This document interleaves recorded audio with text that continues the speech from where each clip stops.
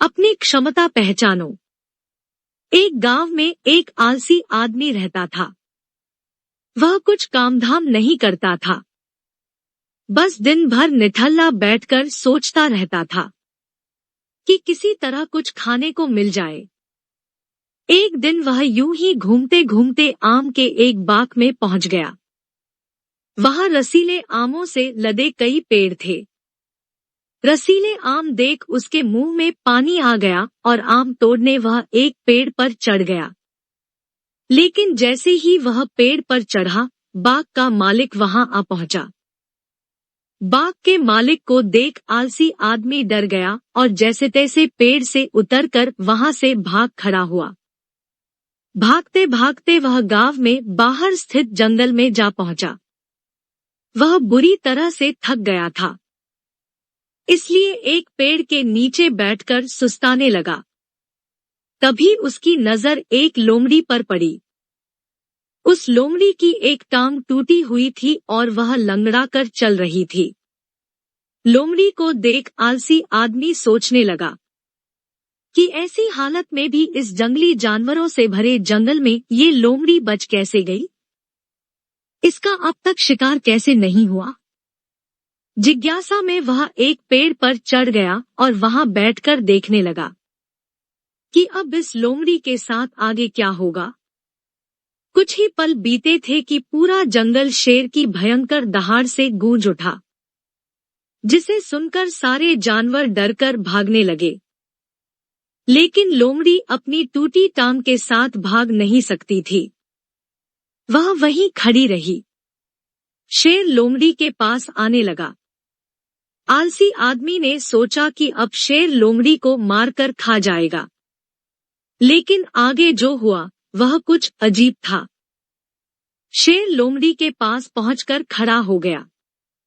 उसके मुंह में मांस का एक टुकड़ा था, जिसे उसने लोमड़ी के सामने गिरा दिया। लोमड़ी इत्मीनान से मांस के उस टुकड़े को खाने लगी। थोड़ी देर बाद शेर वहां से चला गया।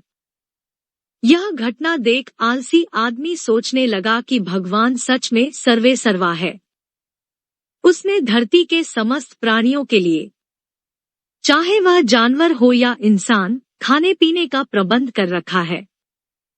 वह अपने घर लौट आया। घर आकर वह 2 से 3 दिन तक बिस्तर पर लेटकर प्रतीक्षा करने लगा कि जैसे भगवान ने शेर के द्वारा लोमड़ी के लिए भोजन भिजवाया था, वैसे ही उसके लिए भी कोई न कोई खाने पीने का सामान ले आएगा। लेकिन ऐसा कुछ नहीं हुआ। भूख से उसकी हालात खराब होने लगी। आखिरकार उसे घर से बाहर निकलना ही पड़ा। घर के बाहर उसे एक पेड़ के नीचे बैठे हुए बाबा दिखाई पड़े। वह उनके पास गया और जंगल का सारा वृतांत सुनाते हुए वह बोला, बाबा जी, भगवान मेरे साथ ऐसा क्यों कर रहे हैं?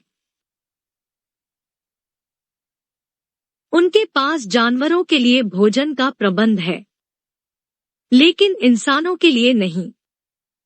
बाबा जी ने उत्तर दिया, बेटा, ऐसी बात नहीं है। भगवान के पास सारे प्रबंध है, दूसरों की तरह तुम्हारे लिए भी। लेकिन बात यह है कि वे तुम्हें लोमड़ी नहीं शेर बनाना चाहते हैं। इस कहानी से हमें सीख मिलती है कि हम सबके भीतर क्षमताओं का असीम भंडार है। बस अपनी अज्ञानतावश हम उन्हें पहचान नहीं पाते और स्वयं को कमतर समझकर दूसरों की सहायता की प्रतीक्षा करते रहते हैं। स्वयं की क्षमता पहचानिए, दूसरों की सहायता की प्रतीक्षा मत करिए। इतने सक्षम बनिए कि आप दूसरों की सहायता कर सकें।